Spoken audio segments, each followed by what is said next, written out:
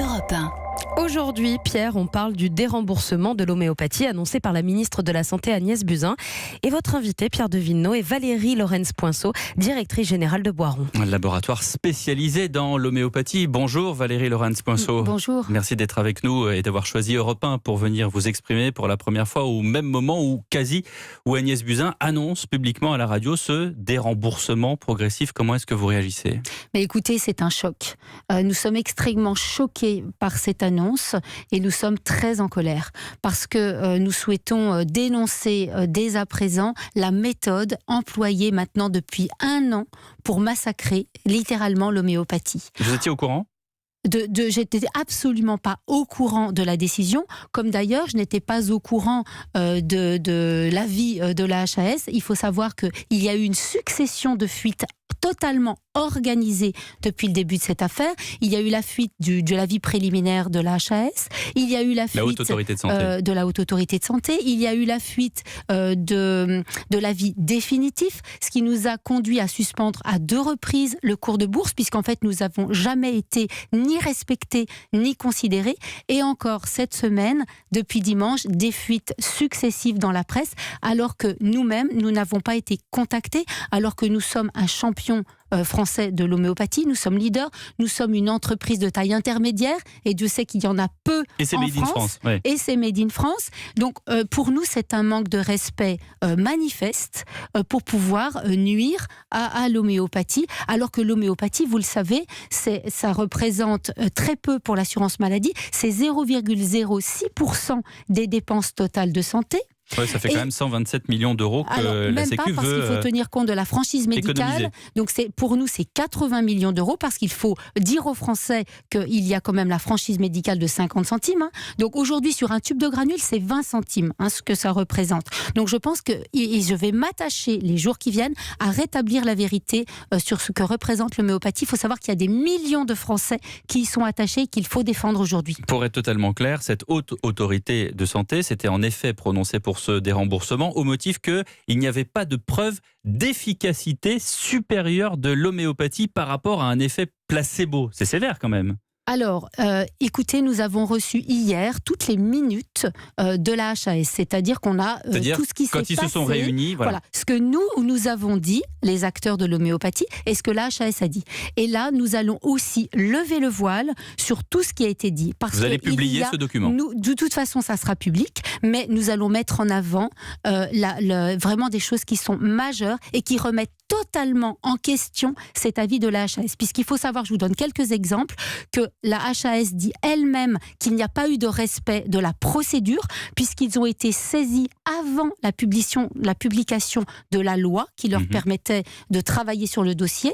Ils ont travaillé avant la publication du décret qui donne toute la spécificité du travail qu'ils doivent faire, puisque l'homéopathie est spécifique, ils n'étaient pas habilités et il n'y avait pas les critères pour évaluer l'homéopathie. Donc ils ont évalué sans critères et ils le disent dans les minutes. Également, ils vont même jusqu'à dire et dénoncer l'impartialité dont ils ont fait preuve, parce qu'ils disent eux-mêmes qu'il y a des études majeures, des méta-analyses majeures positives sur l'homéopathie dont ils n'ont pas tenu compte, et ils vont même jusqu'à dire il va falloir trouver une réponse. Donc moi je remets en question d'une part l'indépendance de la HAS, parce que là aussi il y a de la haute autorité de santé, parce qu'il y a aussi dans les minutes des choses qui sont catastrophiques qui sont dites. Donc ça, il faut que les Français le sachent. Et également, nous remettons en question le vote de la HAS, puisqu'elle n'a pas tenu compte de la spécificité de l'homéopathie. Vous remettez en cause l'indépendance de la haute autorité de santé, ça veut dire quoi ? Ça veut dire des lobbies du médicament ? Alors, on va creuser. On se pose vraiment la question, à qui profite ce massacre organisé de l'homéopathie ? Puisque c'est incompréhensible pour les Français. C'est comme si vous tuiez une mouche avec un bazooka.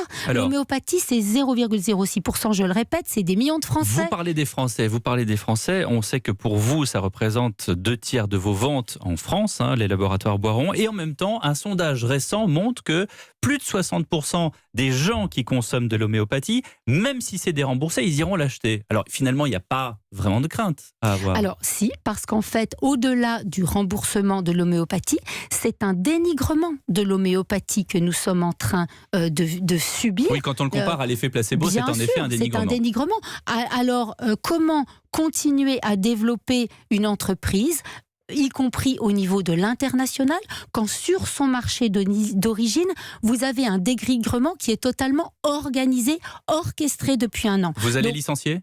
Eh bien, on va. Alors déjà, ce qu'on va faire, on va garder notre calme. On va aller voir Madame Buzyn. Donc demain, nous allons tous ensemble. Vous vouliez même en appeler au président de la République. On va en appeler au président de la République parce que c'est complètement incompréhensible. On ne peut pas avoir un président qui nous dit il y a quelques semaines, après le grand débat, il faut écouter les Français, il faut considérer les Français. Il va même jusqu'à dire il faut considérer les entreprises. Monsieur le maire qui dit il faut être derrière chaque emploi industriel. Monsieur Macron, je le répète, qui dit j'envisage même un RIP, un référendum d'initiative partagée à 1 million. Vous m'avez pas répondu de savoir si vous allez licencier ou si vous risquez de licencier. Je vous dis que déjà, on va aller voir Madame Buzyn, aller voir Monsieur Macron pour faire infléchir la décision. C'est encore possible. Parce que vous l'aviez dit. Vous avez dit, s'il y a des remboursements, on est obligé de licencier. On parlait de 1000 personnes à l'époque. On va être obligé, effectivement, d'envisager un plan. Ça, je l'ai dit et je ne reviens pas dessus. 1000 personnes, mais 1000 emplois. C'est 1000 emplois qui sont menacés uniquement chez Boiron. Et sur la filière, avec les autres laboratoires, c'est 1300 emplois. Et c'est sans compter les emplois induits avec les 2400 fournisseurs qui sont à 80% français. Donc nous allons essayer de faire réfléchir encore une fois Monsieur Macron. Il ne peut pas dire j'envisage un référendum à 1 million de signatures. Nous avons 1,2 million de signatures en un peu plus de 2 mois. Donc ça veut bien dire que les Français ont envie d'être écoutés sur cette thérapeutique. Il en va de leur liberté de choix, mais il en va aussi de leur pouvoir d'achat. Donc, Monsieur Macron, dans l'histoire, on a vu qu'il a pu évoluer, écouter les Français sur le carburant. Je peux aussi vous donner l'exemple du glyphosate, où le glyphosate est très toxique, et on a un moratoire sur le glyphosate. Pourquoi on n'aurait pas le moratoire sur l'homéopathie ? L'appel est lancé à la fois à Madame Buzyn et à Monsieur Macron. Merci beaucoup Valérie Lorentz-Poinceau, directrice générale des laboratoires Boiron, d'avoir été avec nous en direct sur Europe 1.